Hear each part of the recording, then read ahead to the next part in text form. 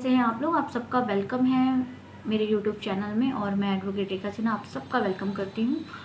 और हम लोग जो पढ़ रहे थे वो हम हिंदू सक्सेशन एक्ट 1956 पढ़ रहे थे, यानी कि हिंदू उत्तराधिकार अधिनियम 1956 पढ़ रहे थे, जिसमें अब तक हम ऑलरेडी सेक्शन 6 तक पढ़ चुके हैं। और सेक्शन 6 हमारा ये कहता था कि सहदायिकी संपत्ति में जो हित होता है उसका न्यायगमन कैसे किया जाएगा, यानी कि जो कॉर्पोरेसिस प्रॉपर्टी है या जैसे आप पैतृक संपत्ति कहते हैं उसके अंदर जो इंटरेस्ट है उसको किस तरीके से डिवोल्यूशन किया जाए, किस तरह से उसको हस्तांतरण किया जाएगा, यानी किसी को दिया जाएगा। ठीक है, सेक्शन 6 में हमने पढ़ा कि अमेंडमेंट 2005 की बात की गई और ये भी बताया गया उसके अंदर कि जो सहदायिकी संपत्ति है, जो कॉर्पोरेसिस प्रॉपर्टी है जिसमें 2005 से पहले किसी महिला का अधिकार नहीं होता था, उसमें फिर वो 2005 के अमेंडमेंट के बाद यानी 9 सितंबर 2005 के अमेंडमेंट के बाद वो भी शुरू हो गया। ठीक है, तो अगर किसी ने मेरी प्रीवियस वीडियो नहीं देखी है तो प्लीज़ मेरे चैनल पर जाकर देख सकते हैं। और हम लोग हिंदू मैरिज एक्ट कंप्लीट कर चुके हैं, हिंदू एडॉप्शन और मेंटेनेंस एक्ट कंप्लीट कर चुके हैं, तो आप प्लीज़ वहाँ देख लें। सारे सेक्शनों को लेकर इसमें मैंने सीरीज डाल रखी है, वीडियो डाल रखी है। ठीक है, एक भी सेक्शन स्किप नहीं है और जो भी सेक्शन है वो जुडिशरी पॉइंट ऑफ व्यू से और आप LLB जो कर रहे हो उसके पॉइंट ऑफ व्यू से बहुत इंपॉर्टेंट है। ठीक है, क्योंकि स्किप किया ही नहीं है, तो जो जैसा था उसको वैसे ही मैंने एक्सप्लेन करके बताया है। तो आज जो हम पढ़ेंगे सेक्शन 7 पढ़ेंगे। देखिए सेक्शन 7 हमारा कहता है तरवार, ताविसी, कुटुम्ब, कब्रू या इल्म की संपत्ति में हित का न्यायगमन। हित का न्यायगमन यानी हित का मतलब इंटरेस्ट और न्यायगमन का मतलब डिवोल्यूशन करना, यानी कि उसको हस्तांतरण करना, उसको देना। ठीक है, देने का कोई भी फॉर्म हो सकता है, वसीयत के जरिए भी हो सकता है, निर्वसीयती भी हो सकता है यानी बिना विल के जरिए भी हो सकता है, विल के जरिए भी हो सकता है, उसको सेल करके भी हो सकता है, उसको पट्टे पे चढ़ा के भी हो सकता है। ठीक है, फॉर्म कोई भी हो सकती है। ठीक है, तो उसके हित को किस तरीके से आप न्यायगमन करेंगे, किस तरीके से उसको डिवॉल्यूशन किया जाएगा, उस चीज़ की बात करता है सेक्शन 7। ठीक है, सेक्शन 6 में हमने पढ़ा था सहदायिकी संपत्ति के हित का न्यायगमन, यानी जो कॉर्पोरेसिस प्रॉपर्टी है उसमें जो इंटरेस्ट है उसका हमने डिवॉल्यूशन पढ़ा था। और आज जो हम पढ़ रहे हैं वो हम पढ़ रहे हैं सेक्शन 7 में। तो सेक्शन 7 में ये 1 2 3 4 5 वर्डों की बात की गई, तरवार, ताविसी, कुटुम्ब, कब्रू या इलम। देखिए इन वर्डों को आप जब सेक्शन 7 में इंग्लिश में पढ़ेंगे तो इंग्लिश में भी ये वर्ड ऐसे ही लिखे हुए हैं, इनका अलग से कोई एक्सप्लेन नहीं है। ठीक है, लेकिन कुटुंब की अगर मैं बात करूँ तो कुटुंब का मतलब होता है परिवार। ठीक है, समुदाय है ना। अगर आप तापसी की बात करते हैं तो उसका भी मीनिंग वही होता है कि एक जाति, एक समुदाय। ठीक है, अगर आप तरवाड़ के मीनिंग की बात करते हैं तो ये एक मलयालम शब्द है जो केरल से रिलेटेड है, केरल में जैसे। और अच्छा, ये जो तरवाड़ है ये नंबूदर जो विधि है उससे रिलेटेड है। ठीक है, और देखिए जब हम सेक्शन 7 पढ़ेंगे तो इसमें 2 विधि की बात होगी, एक होगी आपकी नंबूदरी विधि और दूसरी बात होगी अली संत्यान विधि। तो जब आप सेक्शन 3 पढ़ेंगे किसका, इसी का हिंदू सक्सेशन एक्ट का ही जब आप सेक्शन 3 पढ़ेंगे तो सेक्शन 3 के अंदर इसकी ऑलरेडी परिभाषा, इसको बताया गया है कि ये क्या है, मतलब एक्ट है या कौन सा एक्ट है ये। तो ये जो एक्ट है ये मद्रास अधिनियम 1933 का है, ये 1933 का है ये वाला आपका नंबूदरी विधि। और ये जो आपका एली संतान विधि है ये है मद्रास अधिनियम 1949 का बनाया हुआ एक्ट है ये। ठीक है, तो देखिए ये अप्लाई कहाँ होता है, ये अप्लाई होता है जो लोग हिंदू हैं लेकिन ये एक्ट नहीं बना होता, तब ये इस तरीके से होता था। लेकिन अब जो है जब ये एक्ट बन गया है तो आपको पता है कि जितनी भी हिंदू जॉइंट फैमिली हैं या जितनी भी हिंदू फैमिली हैं वो 2 लॉ पे चलती हैं। कौन कौन सी, एक दया भाग विधि और दूसरी मित्राक्षा विधि। ठीक है, दया भाग विधि आपको पता होगा असम और बंगाल में अप्लाई होती है, और जो मित्राक्षा विधि है वो इन 2 स्टेटों को छोड़ के बाकी सभी जगह जितनी भी जॉइंट फैमिलियाँ हैं, जितनी भी हिंदू परिवार हैं वहाँ पर अप्लाई होती है। ठीक है, यानी कि उनके शादी, विवाह, कर्म कांड जो भी हैं वो इसी से रिलेटेड होते हैं। इसी लॉ के तहत संपत्ति का बंटवारा करना सॉरी उत्तराधिकारी में देना, तो जो भी रूल्स हैं नियम है वो सब इसी लॉ के तहत है। ठीक है, तो देखिए यहाँ पे सेक्शन 7 पढ़ने का हमारा रीज़न सिर्फ ये है कि जुडिशरी पॉइंट ऑफ व्यू से अगर देखा जाए तो इसमें से मैंने अब तक कोई क्वेश्चन आता नहीं देखा। ठीक है। मैंने LLB में भी इससे रिलेटेड कोई क्वेश्चन अब तक पुटअप होते नहीं देखा, ये मेरा पॉइंट ऑफ व्यू है। अगर आप में से किसी ने देखा हो सेक्शन 7 से रिलेटेड किसी एग्ज़ाम में आए हुए या किसी लॉ के पेपर में आया हुआ, तो प्लीज़ आप मुझे कमेंट्स में लिख के भेज देना वो क्वेश्चन भी और वो ईयर जिस ईयर में आया है वो भी, ठीक है।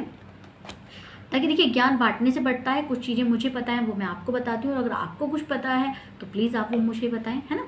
तो ऐसे ही नॉलेज बढ़ती है एक दूसरे से, ठीक है। तो अब देखिए जनरली लोग इसको स्किप कर देते हैं, बट मैं इसको स्किप नहीं करूँगी क्योंकि एक रीज़न है। देखिए मेरा मानना है हर चीज़ पढ़ी है। अगर एक्ट बना है ना, आपको पता है बेयर एक्ट ओरिजिनल लॉ है, जिस तरीके से बना उस तरीके से इसमें डाल दिया गया है ना। तो अगर इसमें आया है तो कुछ तो मीनिंग होगा इसका, कुछ तो मतलब होगा इसका।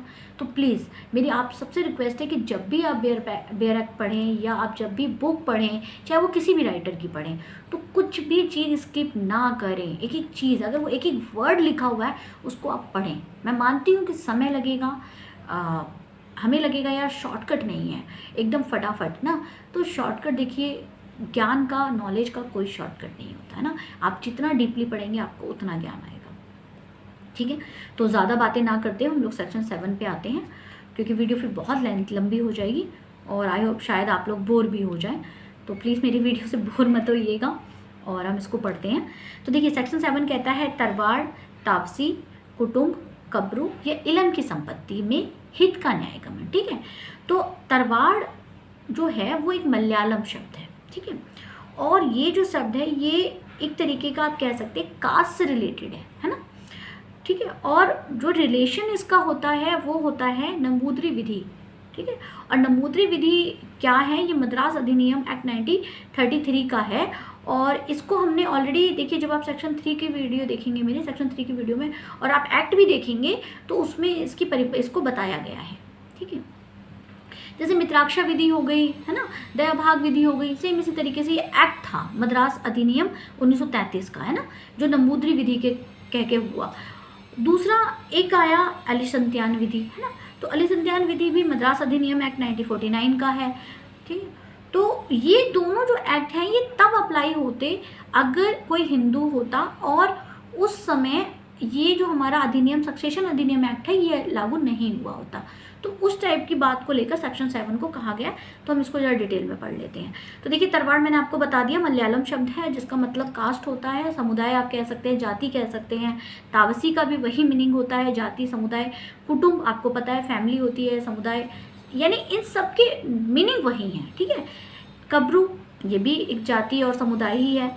इलम भी एक तरह का समुदाय ही होता है, ठीक है।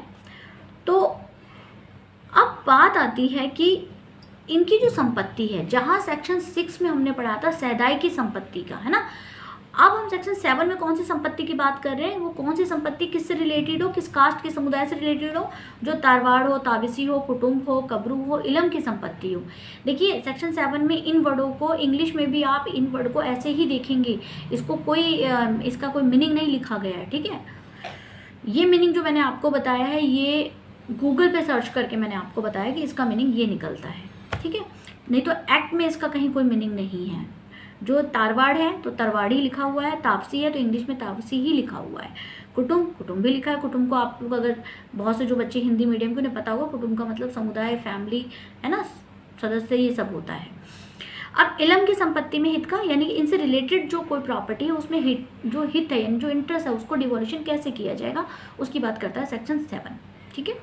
तो देखिए मैं आपको दोबारा रिपीट करा देती हूँ। सेक्शन 6 कहता है सैदाई की संपत्ति का, और सेक्शन 7 ये जो वर्ड दिए गए हैं इनसे रिलेटेड जो कोई संपत्ति है उसके डिवोल्यूशन का, दोनों ही डिवोल्यूशन की ही बात कर रहे हैं, ठीक है। इस पर कंफ्यूज मत होइएगा, सेक्शन 6 एग्जाम में हमेशा पूछा जाता है, ठीक है। लेकिन सेक्शन 7 पढ़ाने का रीज़न मैंने आपको बता दिया कि स्किप नहीं करना है कोई भी चीज़। देखिए अभी क्या कहता है सेक्शन 7 का सब सेक्शन 1 कि जब कोई हिंदू जिसे यदि ये अधिनियम पारित ना किया गया होता, यानी कि एक्ट नहीं बना होता, तो मरुमक्ताम या नंबूदरी विधि, या तो ये तो मरुमक्ताम या नंबूदरी विधि लागू होती। अगर ये एक्ट नहीं बना होता तो जो मैंने आपको बताया कि जो नंबूदरी विधि है, जो मद्रास अधिनियम एक्ट 1933 का है, उसके तहत ही वो सारा उसका सक्सेसर या उसकी प्रॉपर्टी का डिवाइडेंड या उसकी पत्नी का राइट या उसके बच्चों का शेयर, वो सब उससे डिसाइड होता। लेकिन जब ये एक्ट बन गया है तो ये अप्लाई नहीं होगा, ठीक है। तो ये बात इसने कहा कि इस अधिनियम के प्रारंभ के पश्चात अपनी मृत्यु के समय, यानी कि जब ये एक्ट बन गया उसके बाद जब उसकी मृत्यु होती है तो तरवार, ताविसी या इलम की संपत्ति में हित रखते हुए, यानी कि अगर उसका रिलेशन तरवार, ताविसी, इलम की संपत्ति के किसी इंटरेस्ट से है तो उस संपत्ति का जो अधिनियम के अधीन होगी वो निर्वस्यति मरा हो या वस्यति मरा हो, उत्तराधिकार द्वारा न्यायगत होगी, यानी कि जो उसके उत्तराधिकारी हैं उनको जो संपत्ति जब दी जाएगी तो वह हिंदू सक्सेशन एक्ट के तहत ही दी जाएगी, ना कि नंबूदर विधि के तहत। क्यों? क्योंकि ये एक्ट बन गया, तो एक्ट अगर नहीं बना होता तो नंबूदर विधि के तहत होता, लेकिन एक्ट बन गया और उस एक्ट के बनने के बाद उसकी मृत्यु हुई है ना, तो उसके उत्तराधिकारी को जब ये डिवोल्यूशन किया जाएगा, ठीक है, तो किस तरीके से किया जाएगा? सक्सेशन एक्ट अधिनियम के तहत ही, ठीक है। अच्छा, सेकेंडली चीज़ देखिए, इसमें सेकेंडली चीज़ ये है, फर्स्ट तो ये बता दिया, सेकेंडली चीज़ ये है कि ये जो सबसेक्शन 1 है ये बात कर रहा है तरवाड़, ताविसी और इलम वाली संपत्ति के, ठीक है। अब इसका एक्सप्लेनेशन पढ़ लेते हैं। इस उपधारा के प्रयोजन से, यानी कि ये जो एक्ट धारा है उसका जो उद्देश्य है तरवाड़, ताविसी और इलम की संपत्ति में हिंदू का हित, ठीक है। जो भी इस प्रॉपर्टी में अगर किसी हिंदू का इंटरेस्ट है तो तारवाड़, तावसी, इलम की संपत्ति में वह अंश समझा जाएगा जो उसे यदि मिलता यदि उसकी मृत्यु अवृत्ति पूर्व, यानी अगर इस उसका जो हित था, उसमें जो उसका राइट था, जो उसका शेयर था, वो उसको ऐसे ही मिलता जैसे कि इस एक्ट के बनने से पहले मिला होता या ये एक्ट बनने के बाद मिलता। तो सेम वही चीज़ उन्होंने बोली कि उसका शेयर बिल्कुल वैसे ही जाता, ठीक है। और दूसरी बात, अगर वो उस तरीके का होता जैसे मानो वो जीवित होता, तो जीवित सब सदस्यों संपत्ति का व्यतिरिक्त होता, चाहे वह अपने को लागू नंबूदर विधि के अधीन विभाजन का दावा करने का हकदार था या नहीं था। मान लीजिए अब ये एक्ट बनने के बाद जब डिवाइड हुई इसकी प्रॉपर्टी, अगर नहीं बनता तो नंबूदर विधि के तहत होता, लेकिन जब ये एक्ट बना और उसके बाद जब उसकी प्रॉपर्टी को डिवॉल्यूशन किया गया तो ये ऐसे ही किया जाएगा जैसे कि नंबूदर विधि, अगर ये एक्ट नहीं बना होता तो नंबूदर विधि के तहत होता, चाहे वो उसमें राइट रखता हो या ना रखता हो। इन्होंने साफ कह दिया। देखिए, बहुत सिंपल सा तरीका है इस चीज़ को समझने का कि ये सिर्फ एक बात समझाना चाह रहा है कि अगर कोई हिंदू है और ये एक्ट बन चुका है तो उस पर नंबूदर विधि लागू नहीं होगी। उसकी कोई भी संपत्ति का जो इंटरेस्ट है, जो कि ये संपत्ति है कौन सी, तारवाड़, ताविसी और इलम, उसमें जो इंटरेस्ट है वो डिवाइड जो होगा, जो शेयरिंग होगा वो इस तरीके से होगा जैसे कि वो जीवित होता और उसका शेयर उसमें होता, ठीक है। तो ये आपको क्लियर हो गया। उसके बाद अब आता है 7 का सबसेक्शन 2। जब कोई हिंदू जिससे यदि वह अधिनियम पारित ना किया गया होता, यानी कि अगर एक्ट नहीं बना होता तो अलिसंत्यान विधि लागू होती। तो कौन सी विधि लागू होती? अलिसंत्यान विधि। इस अधिनियम के प्रारंभ के पश्चात अपनी मृत्यु के समय यथास्थिति कुटुंबु कवरू की संपत्ति। अब यहाँ पे कौन सी संपत्ति की बात की गई? कुटुंब और कवरू की। जहाँ सेक्शन 7 के सबसेक्शन 1 में बात की गई थी तरवाड़, तावसी और इलम वाली संपत्ति की, वहीं 7 का जो सब क्लोज 2 है, सबसेक्शन 2 है, उसमें बात कर दी गई कुटुंब और कवरू वाली संपत्ति की, ठीक है। कि अगर उसमें हित होता और ये एक्ट बन चुका होता तो फिर उसके जो हित का जो डिवॉल्यूशन होता वो होता इस एक्ट के तहत, ना कि एलिसंतान विधि के अनुसार, ठीक है।